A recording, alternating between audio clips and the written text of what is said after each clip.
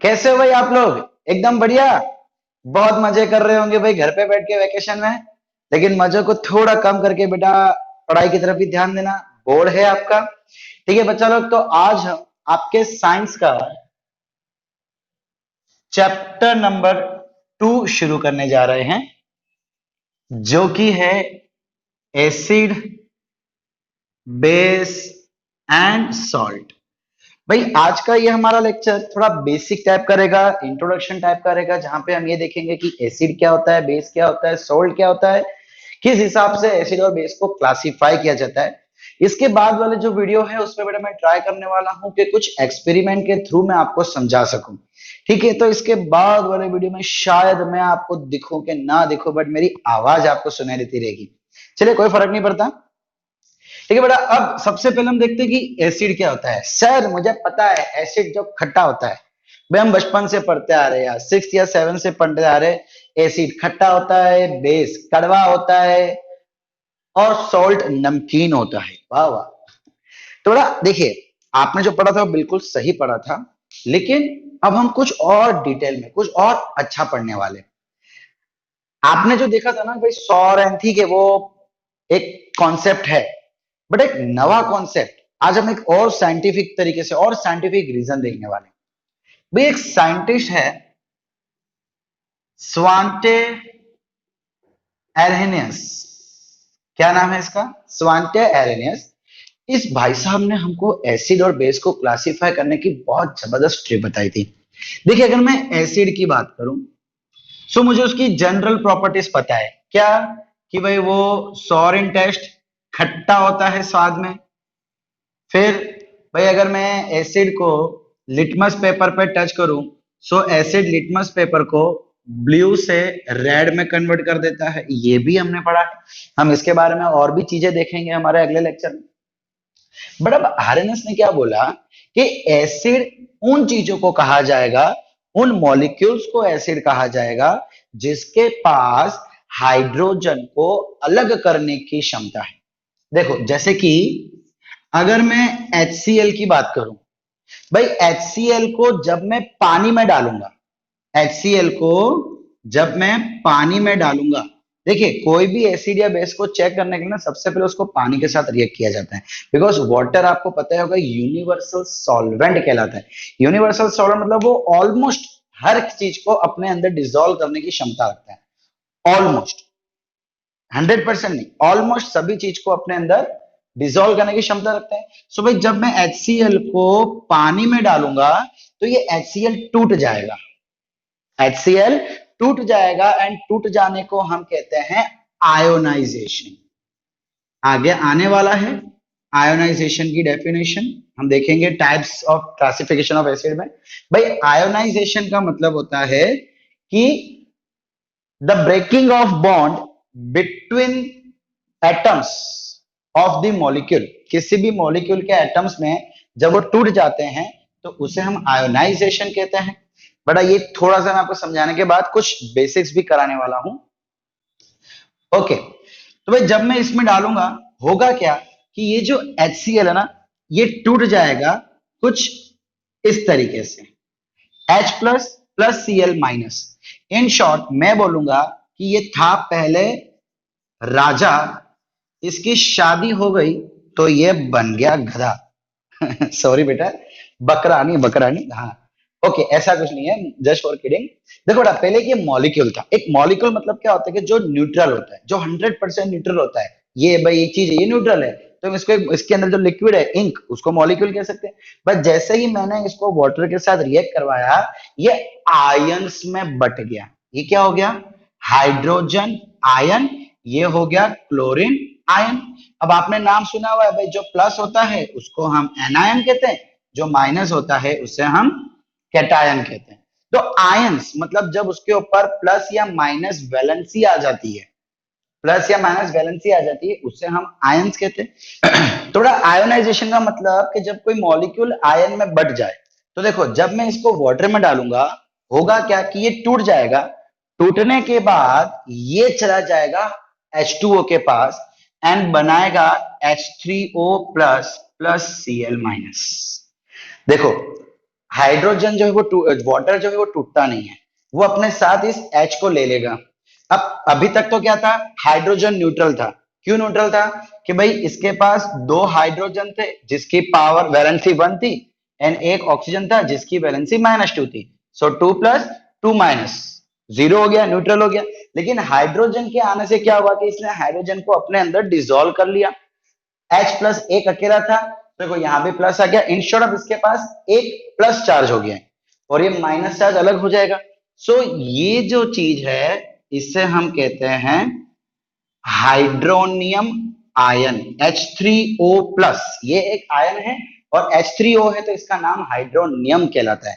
सो एरेनेस ने ये बोला कि वो सारे मॉलिक्यूल, वो सारी चीजें जो हाइड्रोजन दे देते हो, जो हाइड्रोजन पानी में दे देते हो और H3O प्लस बनाते हो, उससे हम बोलेंगे एसिड्स।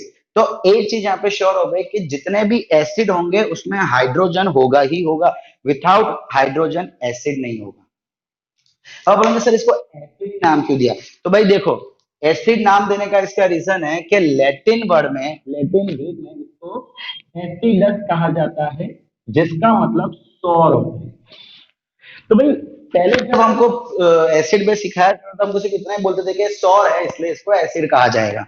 इसको नाम देने का रीजन है कि लैटिन में एक वर्ड है एसिडस जिसका मतलब होता है सौर, तो वहां से इसको नाम दे दिया एसिड। लेटर ऑन रिसर्च हुई तो ये पता लगा कि जितने भी एसिड होते हैं वो सारे के सारे H प्लस आयन दे देते हैं, H प्लस आयन दे देते हैं वाटर के अंदर और H3O प्लस बनाते हैं। तो अगर मैं बात करूं सपोज H2SO4 की, ये भी एक एसिड है।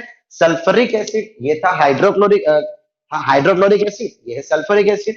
तो भाई इसको जब मैं पानी के साथ रिएक्ट कराऊंगा तो भाई ये हमको देगा यहाँ पे H3O plus plus SO4 2 minus, balance करने के लिए यहाँ पे एक हाइड्रोजन आएगा। क्या बैलेंस है? देखो मैं फिलहाल बैलेंसिंग पे नहीं ध्यान दे रहा हूं, अगर दो हाइड्रोजन टू ये 4 हो गया, तो भाई यहाँ पे भी मुझे बैलेंस करना पड़ेगा। देखिए हाइड्रोजन टू, ठीक है 4, और यहाँ पे हाइड्रोजन 3 है, तो मैं अगर यहाँ पे 2 करूं तो यहाँ पे 6 हो जाएगा। सो मैं इसको 2H2O कर देता हूँ, तो हाइड्रोजन 2 2 जा 4 प्लस 2 6, ये हो गया 6। अब मैं ऑक्सीजन की बात करता हूँ, ऑक्सीजन 4 और यहाँ पे 2 टाइम्स 4 प्लस 2 6, यहाँ पे ऑक्सीजन 4 और यहाँ पे 2 6, सल्फर 1 टाइम, सल्फर 1 टाइम, तो ये हो गया देखो बैलेंस। एंड आयंस भी देखो, ये 2H प्लस हो गया एंड ये 2 माइनस हो गया, सो आयंस भी बैलेंस हो गए। तो जब आप रिएक्शन लिखते हो तो आपको मॉलिक्यूल्स के साथ साथ अब आयंस को भी बैलेंस करते हुए चलना पड़ेगा, ठीक है। सो यहाँ पे क्या हुआ भाई, कितने हाइड्रोजन दे रहे हैं, ये कितने हाइड्रोजन दे रहा है, देखिए 2 हाइड्रोजन दे रहा है, समझ रहे हो, 2 हाइड्रोजन दे रहा है। सो हाइड्रोजन तो जो है ना, एटलीस्ट H3O प्लस के 2 आयन बना रहे हैं। सो वो सारे चीजें जो हाइड्रोनियम आयंस बनाएंगे पानी के साथ, उससे हम कहते हैं एसिड। और बेस का भी कुछ ऐसा ही बोला है भाई, बेस बेस के लिए कहा गया है कि वो हाइड्रोक्सिल आयन देंगे। कौन सा आयन? हाइड्रोक्सिल। देखिए भाई अभी तक हमने इतना ही पढ़ा था कि बेस जो है वो बिटर इन टेस्ट होते हैं, वो रेड लिटमस पेपर को ब्लू में कन्वर्ट करते हैं, ये हमने पढ़ चुके, बचपन में हमारे आ चुका है। अब आयरनएस ने क्या बोला कि जितने भी बेस होते हैं, एक चीज तो उसमें कंपलसरी OH आपको देखने को मिलेगा, हाइड्रोक्सिल। OH को हम क्या बोलते हैं? हाइड्रोक्सिल। एंड जब इसको मैं पानी में ऐड करूंगा, ध्यान देना बच्चा लोग, जब मैं इसको पानी में ऐड करूंगा, जब मैं NaOH को H2 में डालूंगा तो ये कंप्लीटली टूट जाएगा कुछ इस तरीके से, Na plus and OH minus. अब होगा क्या कि ये Na जो है वो वाटर में डिजोल्व हो जाएगा एंड OH माइनस आयन बन के पूरे लिक्विड में बैठा रहेगा। देखिए कई बार क्या होता है, पानी में एसिड या बेस डालने से कलर चेंज हो जाता है। कौन सा कलर कब चेंज होगा, डिपेंड करता है कि आप कौन सा बेस या कौन सा एसिड डाल रहे हो, तो वो भी हम थोड़ा बहुत पढ़ेंगे आगे जाके। बट अब देखिए, इससे पहले हम देखा कि H3O प्लस बन रहा था, हाइड्रोनियम आयन, वो वाटर के अंदर एज आयन पड़ा हुआ रहता है, जिसके कारण कलर चेंज होता है। बेस में क्या होगा कि सोडियम इसके अंदर डिसॉल्व हो जाएगा, घुल जाएगा, लेकिन हाइड्रोक्सिल आयन, इसको हम क्या बोलेंगे? हाइड्रोक्सिल आयन जो है वो ऐसा का ऐसा ही बैठा रहेगा आपके पानी के अंदर। तो ऐसे सारे कंपाउंड जो OH माइनस आयन देते हैं उन्हें एरएनएस ने बोल दिया कि वो है बेस, और जो H प्लस हाइड्रोजन आयन देते हैं वो सारा को बोल दिया एसिड। किसने कहा था? सावंत एरएनएस ने। ये इनकी थियरी थी। ठीक है बच्चा लोग, अब एसिड बेस की हमने और डेफिनेशन देखी। अगर आपको पूछे व्हाट इज एसिड तो आप बोलेंगे a substance which is acid which is sour in taste and which give hydronium ion when dissolved in water is called acid. Base के लिए the substance which is bitter in taste and gives hydroxyl ion when dissolved in water is called base. So ये हो गई आपके लिए नवी acid base की एक definition. अच्छा, अब मैं अगर बात करूं इसके कुछ टाइप्स की, भाई एसिड और बेस को एक पर्टिकुलर तरीके से क्लासिफाई किया जाता है। Classification of acids and base. भाई पहला क्लासिफिकेशन देखिए, कुछ क्राइटेरिया होता है, उस क्राइटेरिया कंडीशन उस कंडीशन के तहत इसको अलग अलग तरीके से क्लासिफाई किया गया है। तो भाई पहला, चलिए हम बात करेंगे यहाँ पे एसिड की, यहाँ पे हम बात करेंगे बेस की। तो भाई पहला तरीका जो है वो डिपेंड ऑन द सोर्स, कि भाई मतलब हमें कहां से एसिड मिला है। देखिए बेस के लिए ऐसा कोई क्लासिफिकेशन नहीं होता, सिर्फ एसिड के लिए रहता है कि वो एसिड हमें कहां से मिल रहा है। अगर हमें एसिड किसी एनिमल या प्लांट में से मिल रहा है तो हम उसे बोलेंगे ऑर्गेनिक एसिड। ऑर्गेनिक एसिड, और ये एसिड हमारे लिए काफी बेनिफिशियल रहता है, मतलब हम उसे कंज्यूम कर सकते हैं। बट अगर कोई एसिड हमें रॉक्स, भाई पत्थर है, अर्थ है, या कोई मिनरल्स, इन शॉर्ट भाई जमीन के अंदर से अगर कोई एसिड मिल रहा है तो उसे हम कहते हैं इनऑर्गेनिक एसिड, एंड ये हम कंज्यूम नहीं कर सकते। भाई इसका एक एग्जांपल दो, नींबू हमें खट्टा लगता है तो नींबू के अंदर भी एक एसिड है, उसे हम कहते हैं साइट्रस एसिड। टोमेटो टोमेटो के अंदर भी ऑक्जेलिक एसिड होता है। देखिए अलग अलग जस्ट नाम दिए गए हैं, हमें तो नाम याद रखना है। सो ऑक्जेलिक एसिड, हम टोमेटो खाते हैं, नींबू खाते हैं, हमें कुछ नहीं होता है। एंड ब्लीचिंग के लिए नींबू काफी अच्छा कहा जाता है, ब्लड के लिए टोमेटो अच्छा होता है। In short this kind of acids are beneficial for us, but this are not beneficial for human body. इसके अलग अलग यूज हैं, नो डाउट, ऐसा नहीं कि ये यूज ही नहीं है, वो भी हम देखेंगे क्या क्या यूज है। और ऐसा कोई क्लासिफिकेशन बेस के लिए नहीं होता। Second number, based on ionization. भाई अभी हमने देखा था ना कि वो टूट जाएगा। सो अब कुछ एसिड या कुछ बेस पूरी तरीके से टूटते हैं, तो कुछ एसिड और कुछ बेस पूरी तरीके से नहीं टूटते। मतलब देखिए अगर मैं बात करूं HCl की, तो HCl क्या हो जाएगा, H प्लस और Cl माइनस, पूरा टूट गया। एक कंपाउंड था, एक कंपाउंड पूरी तरीके से टूट गया। बट अब अगर मैं बात करूं CH3COOH, एक चीज और मैं पहले बताना भूल गया, ये एक ऐसा कंपाउंड है, ये एक देखो, ये कार्बोक्सिलिक एसिड है, इससे हम एसिडिक एसिड जो आप घर पे वो खटास के लिए डालते हो ना, एक लिक्विड, विनेगर कहते हैं, विनेगर खटास के लिए, that is nothing but acidic acid. ये एसिड है बट इसके पास OH है। बच्चा लोग इसके पास ये एसिड है बट इसलिए लास्ट में OH आ रहा है। ये क्यों क्यों OH होने के बावजूद भी ये एसिड है, बेस नहीं है, इसकी बात करेंगे हम आपके चैप्टर नंबर 4 में। अभी के लिए आप याद रखो कि CH3COOH इसका नाम है एसेटिक एसिड, जो कि आप घर पे यूज करते हो खटास के लिए खाने के अंदर। भाई यहाँ पे क्या होगा, अगर ये पानी के अंदर डाला जाएगा तो ये आयोनाइज कुछ इस तरीके से होगा, CH3COO minus and H plus. इसमें हुआ क्या, इसके अंदर कार्बन भी आ रहा है, हाइड्रोजन भी आ रहा है, ऑक्सीजन भी आ रहा है, लेकिन सिर्फ ये एक हाइड्रोजन अलग हुआ, बाकी दूसरा हाइड्रोजन नहीं एंड कार्बन अलग नहीं हुआ। मतलब कंपाउंड पूरी तरीके से 100% नहीं टूटा। तो ये हुआ कंप्लीट आयोनाइजेशन, ये हुआ पार्शियल आयोनाइजेशन। जो कंप्लीट आयोनाइजेशन दिखाते हैं उन्हें हम स्ट्रॉन्ग एसिड कहते हैं, एंड जो इनकम्प्लीट पार्शियल दिखाते हैं उन्हें हम वीक एसिड कहते हैं। सेम यही चीज बेस के साथ भी होगी। भाई बेस की अगर मैं बात करूं सपोज NaOH की, और दूसरी एक मैं बात करूं